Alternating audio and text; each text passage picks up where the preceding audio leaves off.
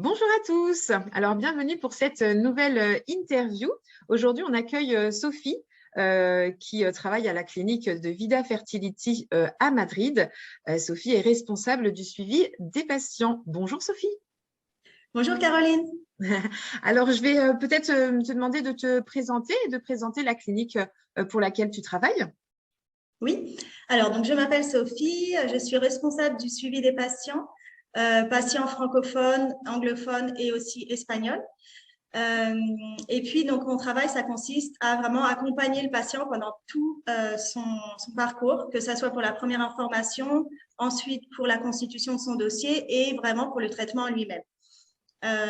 Donc Vida Fertility, c'est une clinique qui a été fondée en 2021, donc elle est toute jeune. Mais l'équipe n'est pas du tout jeune puisqu'on est toutes issues de grands groupes en Espagne et on a voulu fonder notre propre clinique à taille humaine pour essayer d'avoir un suivi beaucoup plus proche du patient, ce qui nous manquait un peu dans les cliniques dans lesquelles on avait travaillé avant. Donc voilà, c'est vraiment c'est notre idée, c'est notre projet, c'est une toute nouvelle clinique avec une équipe qui parle français, on s'y sent bien et puis donc les patients aussi le ressentent pendant leur traitement. D'accord, donc une clinique à taille humaine finalement. L'idée, c'était vraiment d'être au plus près du patient. Oui, oui, c'est vraiment l'idée d'avoir une clinique à taille humaine, mais ne pas oublier toute la technologie qu'on peut trouver dans des grands centres. On avait aussi cette idée d'avoir la technologie de pointe disponible dans une petite clinique. Super. Alors, peut-être qu'on va pouvoir expliquer comment se passe un premier rendez-vous à la clinique. Est-ce que les gens doivent se déplacer? Est-ce que ça se fait en visio? Quelle est la première approche? Peux-tu nous aiguiller là-dessus? Alors, les patients, lorsqu'ils nous contactent pour la première fois, c'est soit par téléphone, soit par mail. C'est les coordinatrices qui s'occupent de répondre aux patients. Donc, c'est soit moi, soit ma collègue Nathalie, qui est française aussi. Et donc là, on a toujours en général un premier contact téléphonique avec la patiente pour lui expliquer toutes les étapes. C'est des informations vraiment générales parce qu'après, on fait du cas par cas. Mais pour la toute première prise de contact, c'est vraiment général pour lui expliquer toutes les étapes. Donc, il y a d'abord une étape. Pour entamer vraiment les démarches, il faut faire un rendez-vous avec un médecin. Donc, ici, on a un médecin francophone, le docteur Katharina Spies, qui est très à l'écoute. Et donc, les patientes francophones, on va toujours les diriger vers ce médecin-là. Et ça peut être un premier rendez-vous soit sur place, si la patiente préfère venir connaître la clinique, connaître le médecin en personne, ou même faire des examens sur place, ou alors on peut le faire en visio. Il y a vraiment aucune différence entre sur place ou en visio. Ça marche très bien en visio aussi. Les patientes d'ailleurs le préfèrent, surtout avec le Covid et les difficultés pour se déplacer. Les patientes ont beaucoup choisi le visio et ça marchait très bien. Donc vraiment, il n'y a aucune différence. On ne perd rien si on le fait par visio. D'accord. C'est un rendez-vous qui dure à peu près 1 heure avec le médecin. Donc, on met vraiment tout le dossier de la patiente à plat. On va revoir tous les détails de son parcours en fertilité, de ses antécédents personnels, de ses antécédents familiaux, des opérations qu'elle a eues. Enfin, vraiment tout savoir, tous les détails, parce que chaque détail est important pour poser le diagnostic. Donc, pour elle, et si elle est en couple, ben pour le conjoint aussi. D'accord. Donc, pendant ce premier rendez-vous, il y a une période, il y a une étape de revoir les antécédents et après, on passe à l'étape diagnostic. Donc, en fonction de ce qu'elle nous aura dit, des examens qu'elle va nous apporter, on va lui donner un diagnostic ou un pré-diagnostic si on n'a pas encore tous les examens et on va lui donner une orientation de traitement. D'accord. C'est un rendez-vous qui est gratuit. Ça permet à la patiente aussi de se faire une idée de ce que lui propose le médecin, de voir si le courant passe avec le médecin, c'est très important ça aussi. Et puis de voir un petit peu qu'est-ce qu'elle va lui proposer comme traitement. Et après le diagnostic, là, on lui explique vraiment toutes les étapes du traitement. Et si la patiente est déjà décidée, si elle a déjà des dates en tête pour faire un traitement, on lui fait un protocole de traitement qui peut être changé ensuite. Ce n'est pas définitif, mais au moins pour qu'elle ait une idée de comment ça se passe. Et le premier rendez-vous, donc si ça se fait par visio, la patiente fait vraiment tout à distance. Il y a ensuite des examens à faire pour compléter le dossier. Et si elle vient sur place, on peut en profiter pour faire les examens ici. Donc une échographie, tous les examens qu'on demande pour le dossier. Et puis, on peut aussi en profiter pour le conjoint, laisser un échantillon de sperme que l'on congèle. D'accord. Comme ça, pour la fécondation, s'il peut venir, et si jamais il y a un problème le jour de la fécondation, on a toujours cet échantillon de secours, si jamais il y a quelque chose sur le prélèvement en frais. Ou alors, s'il ne peut pas venir, ou s'il y a un problème avec l'avion, ou s'il se passe quoi que ce soit, au moins, on a cet échantillon-là. D'accord. Donc ça, c'est voilà. le premier rendez-vous, on va dire, type d'une patiente qui se dirigerait vers votre clinique ou une clinique quelconque. Du coup, une fois que la patiente se dit bah, « je me sens en confiance, j'ai en effet envie de travailler avec vous », comment ça se passe? Comment les traitements vont se passer? Est-ce qu'elle va venir plusieurs fois? Est-ce qu'elle vient en une seule fois? Est-ce que tu peux nous expliquer? Alors, une fois qu'elle est décidée, il y a toujours une période de constitution du dossier. Il y a un dossier à monter, donc il y a un dossier médical et un dossier administratif. Le dossier médical, ça va être les examens qu'on demande. Donc, il y a des examens obligatoires qui sont obligatoires dans la loi espagnole pour faire un traitement. Donc, les sérologies, le frottis, le spermogramme. Et il y a des examens complémentaires que nous, on demande toujours pour voir s'il n'y a pas de contre-indication pour une grossesse. Donc, ça va être des examens de santé générale, des prises de sang classiques, hémogramme, coagulation, biochimie. On demande aussi des examens gynécologiques, une échographie, un frottis, une mammographie si la femme a plus de 40 ans. D'accord. Et du côté du conjoint aussi un spermogramme et les sérologies. D'accord. Donc tout ça, la patiente peut le faire à distance avec son gynécologue en France et nous envoyer ensuite les résultats. Ce n'est pas la peine de se déplacer pour faire les examens. En plus, avec la sécurité sociale en France, elle peut être prise en charge pour ces examens-là, donc ce n'est vraiment pas la peine de se déplacer pour ça. D'accord. Donc ça, c'est le dossier médical, mais il peut y avoir des examens en plus. Si jamais la patiente a des antécédents, donc soit a déjà fait des traitements qui n'ont pas marché, soit a déjà eu beaucoup de fausses couches, des fausses couches à répétition, des échecs d'implantation à répétition. Si on veut approfondir le diagnostic, dans ce cas-là, à part la liste d'examens qu'on demande pour tout le monde, il y aura d'autres examens complémentaires pour essayer de comprendre les échecs et corriger le protocole pour un futur traitement. Donc ça peut être des examens sur l'endomètre, des examens sur la thrombophilie. Il y a plein de choses qu'on peut approfondir en fonction des antécédents de la patiente. D'accord. Et ça, par contre, ça se fait sur place? Pas obligatoirement, non. Pas obligatoirement. On peut vraiment tout faire à distance. Par exemple, les examens sur l'endomètre, il y a des examens qui sont faits en Espagne, mais pas en France, comme le test de réceptivité de l'endomètre, le test d'immunologie de l'endomètre. Tout ça, ça se fait avec des laboratoires en Espagne, mais on peut le faire à distance. En fait, on envoie un kit d'extraction à la patiente. Elle peut faire la biopsie avec sa gynéco et ensuite, elle nous renvoie le kit et on l'analyse en Espagne. Donc, tout ça, ça peut aussi s'organiser facilement. C'est super, en fait, de se dire qu'au final, on ne va pas être obligé de faire plein de déplacements. Oui, c'est peut-être ça qui fait peur aussi aux patientes avant de se lancer, surtout si c'est des patientes qui ne voyagent pas souvent, qui n'ont pas l'habitude de voyager hors France. Il faut savoir que ce n'est pas la peine de se déplacer à chaque examen, à chaque échographie. On peut vraiment tout faire à distance et se déplacer que pour la dernière étape du traitement. Donc, la durée du voyage, ça dépend un petit peu du traitement que la patiente va faire. Si c'est pour une simple insémination, elle peut venir il y a certaines patientes qui font l'aller-retour dans la journée.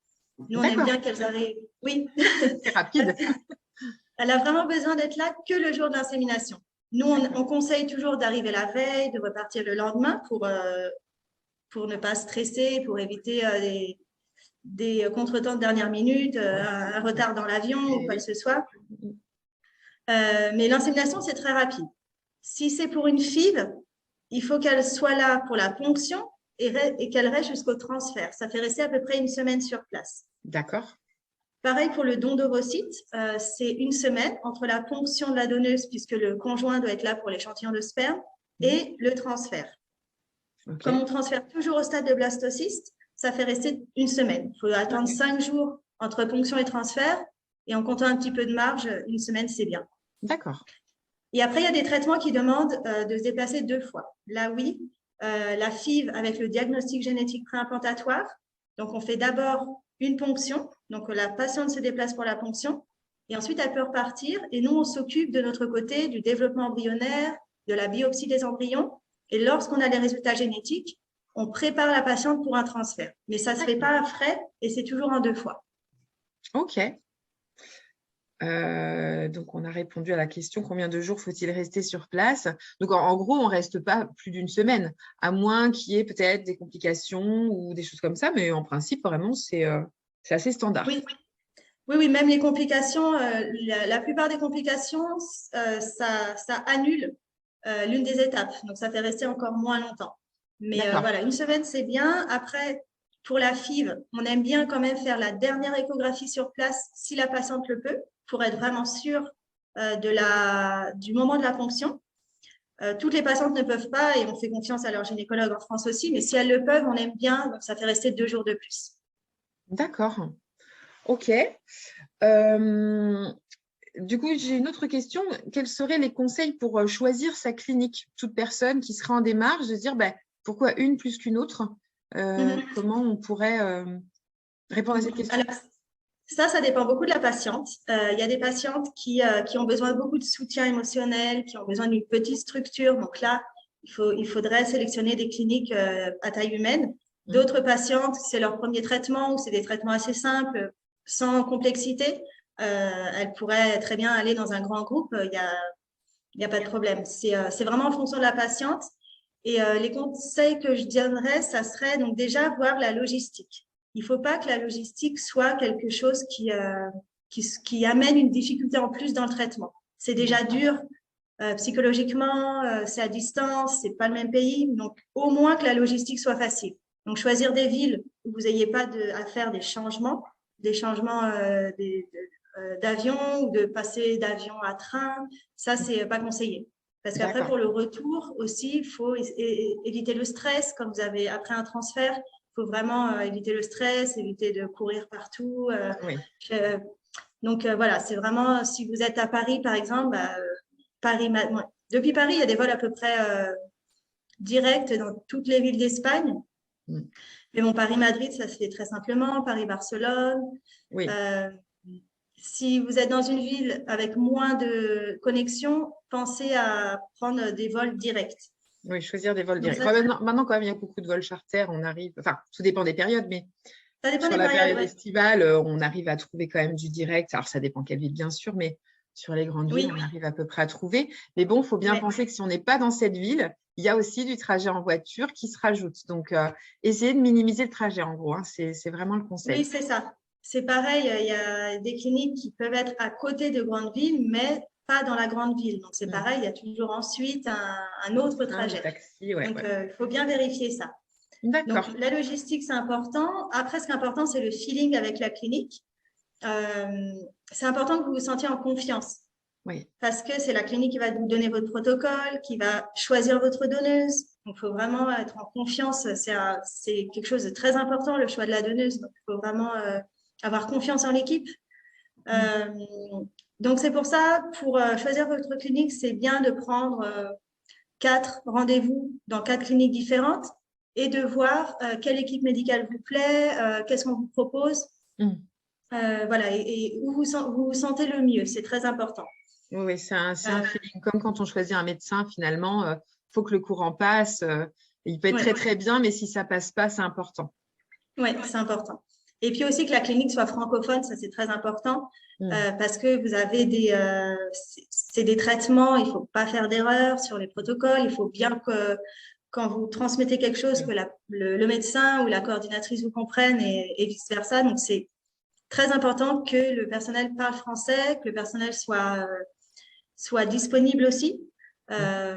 Si vous avez une urgence à 8 heures du soir, un samedi, si par exemple votre patch se décolle ou vous n'arrivez pas à faire l'injection, ou vous n'avez plus d'injection, il faut que quelqu'un soit capable de vous répondre. Ça, c'est important aussi d'avoir une clinique quand même un personnel qui soit disponible pour vous et que vous ayez un numéro d'urgence si jamais il se passe quelque chose le soir ou le week-end.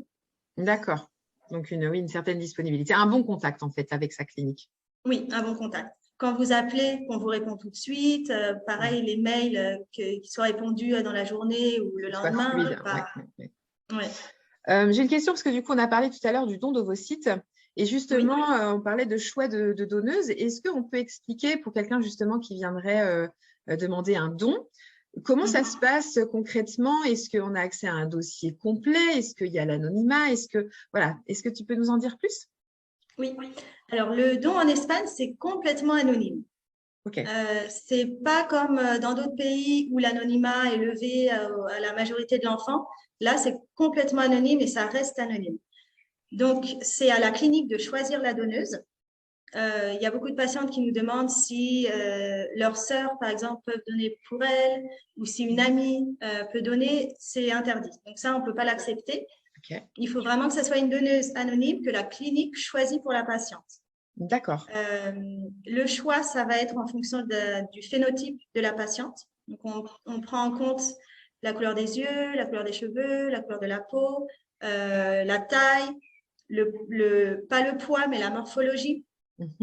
Parce que le poids, finalement, c'est pas très important parce qu'il faut que la donneuse ait un IMC normal, ni en sous-poids, ni en surpoids, parce que ça peut jouer sur la qualité des ovocytes. D'accord. Mais voilà, c'est en fonction du phénotype. La loi espagnole nous oblige à respecter le phénotype de la patiente. Donc, si la patiente est caucasienne, elle ne pourra pas avoir une donneuse africaine, asiatique et inversement. Il faut vraiment respecter et on essaye de choisir au mieux une donneuse qui correspond le mieux. La patiente doit nous envoyer des photos et nous envoyer aussi une fiche de phénotype où elle donne toutes les indications sur son phénotype et aussi les indications sur les choses qui sont importantes à prendre en compte dans la sélection. Donc là, elle peut vraiment nous dire tout ce qui est important pour elle. Rien n'est bête.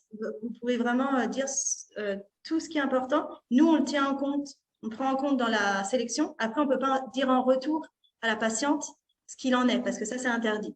D'accord. Mais au moins, vraiment, tout ce qu'il y a. Alors, il y a beaucoup de patientes qui nous disent j'aimerais que la donneuse soit étudiante ou que la donneuse aime la musique, par exemple. Il y a des choses comme ça qui sont importantes. C'est vraiment large comme spectre, en fait. Oui, vraiment, tout ce qui est important, on nous dit. Et après, nous, on fait le maximum pour choisir une donneuse qui correspond. D'accord, c'est intéressant. Alors, phénotype, du coup, comment on découvre son phénotype? Il y a des tests, ça se passe comment? Non, le phénotype, c'est les caractéristiques physiques, simplement. D'accord, ok, c'est juste ça. Oui. Après, il y a des tests génétiques qui sont faits donc, sur la donneuse pour éviter les maladies, qu'elle soit porteuse d'une maladie génétique grave, comme la mucoviscidose, l'atrophie musculaire, par exemple. Tout ça, c'est vérifié à l'avance.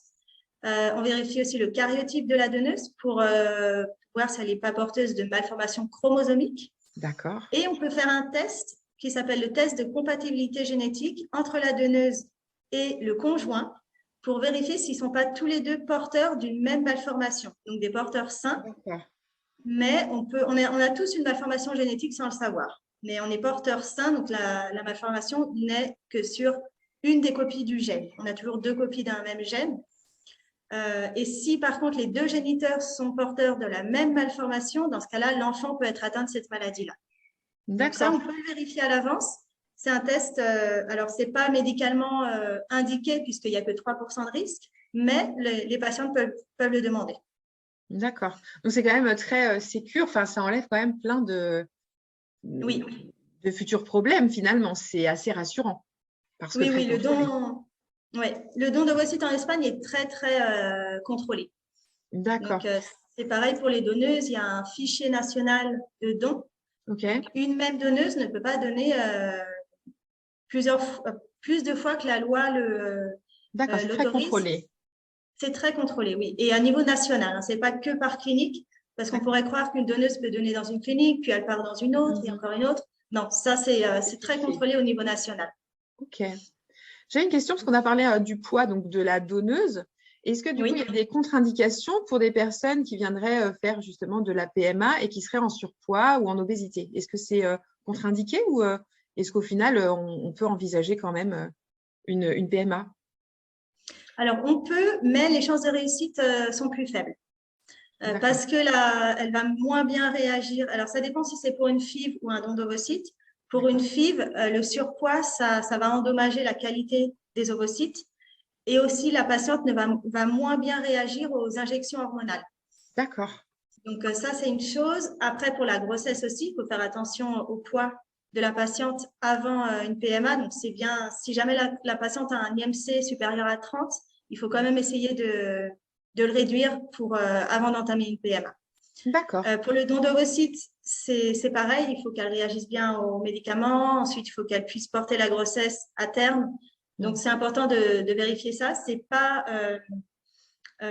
éliminatoire. On peut faire une PMA avec un IMC supérieur à 30, mais on va voir avec le médecin tous les antécédents. Et si c'est une patiente qui a déjà eu des grossesses avec ce poids-là, bon, pourquoi pas. Si c'est une patiente qui n'a jamais eu de grossesse, là, on va quand même contrôler. D'accord. C'est intéressant aussi, ces choses que je ne savais pas. Je voulais demander autre chose, mais j'ai oublié. C'est pas grave. Ça reviendra peut-être. Donc oui, donc j'entends que c'est très, très contrôlé. J'entendais aussi traitement médicamenteux.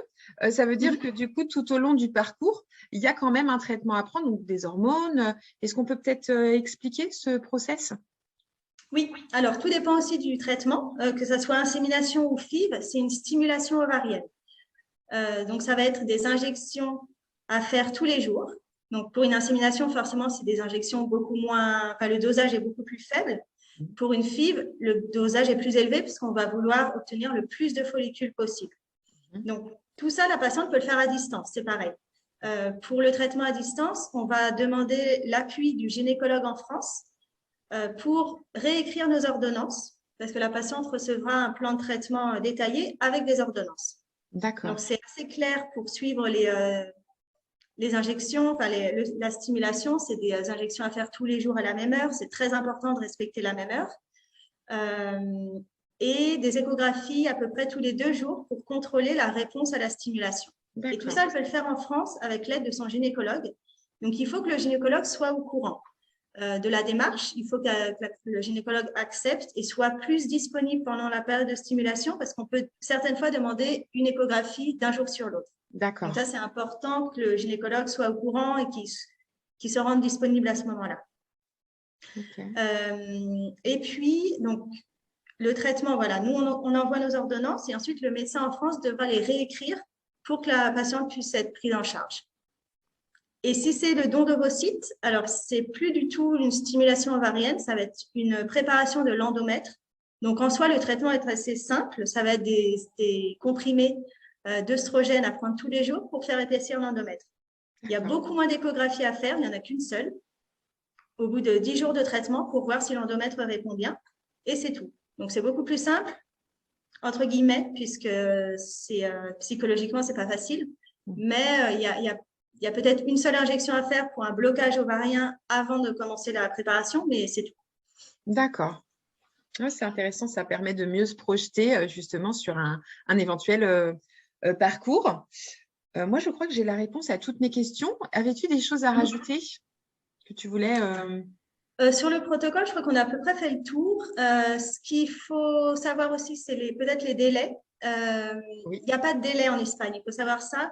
La patiente peut commencer quand elle veut pour une FIV. Du moment qu'elle a tous les examens demandés, elle peut commencer. Donc, sur le cycle qu'elle préfère, c'est vraiment à la patiente de choisir sur quelle date elle veut faire le traitement. Et nous, on organise tout. Si elle a plus de disponibilité en été parce qu'elle a des vacances, on prépare tout pour l'été. Et en plus, on peut savoir les dates à l'avance parce qu'on peut contrôler avec peut-être la prise de la pilule ou la prise d'œstrogène, on peut contrôler les dates pour que ça tombe sur ces dates de disponibilité. Et c'est pareil pour le don d'ovocytes. Il n'y a pas de délai, mais il faut quand même nous laisser 6-7 semaines pour tout préparer. Donc pour la sélection de la donneuse, pour la synchronisation de son cycle avec celui de la donneuse et ensuite pour la préparation de l'endomètre. C'est quand même rapide au final parce que du coup, une fois qu'on a la prise de décision, on n'a pas longtemps à attendre, on n'a pas de délai important. Donc, c'est vrai que ça, c'est bien aussi. Ça permet de se dire que ça va arriver vite et on n'a pas des longues périodes d'attente. C'est positif aussi.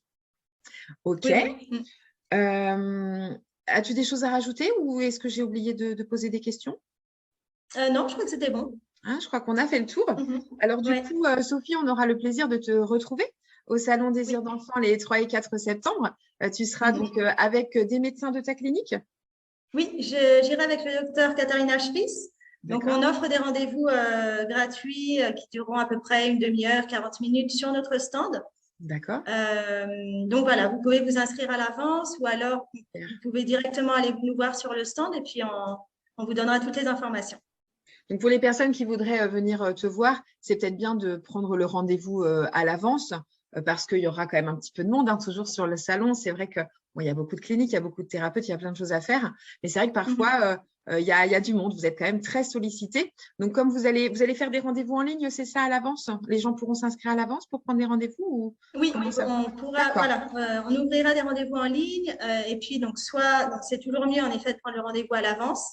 d'accord. Sinon, si vous n'avez pas eu le temps ou si vous n'avez pas vu que ça pouvait se faire, ben, on vous voit sur place C'est aussi. toujours possible sur place.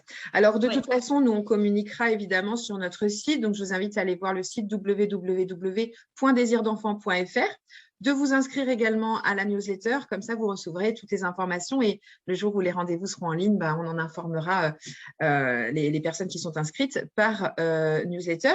Vous retrouverez également tout le programme du salon Désir d'enfant. D'ailleurs, je pense que peut-être que le médecin parlera lors d'une conférence. Vous avez déjà prévu? oui, on a une conférence avec elle. Oui, oui. Voilà, donc vous retrouverez le programme du docteur de la clinique et puis bah, d'autres personnes qui parleront à ces conférences. Je te remercie beaucoup, Sophie, pour ta disponibilité et puis tes éclaircissements. Ça nous a beaucoup aidés. Et on Bah, de se rien. retrouve les 3 et 4 septembre au Salon Désir d'enfant à l'Espace Champéret à Paris. À Très bientôt. bien. Merci, à bientôt. Au Au revoir. revoir.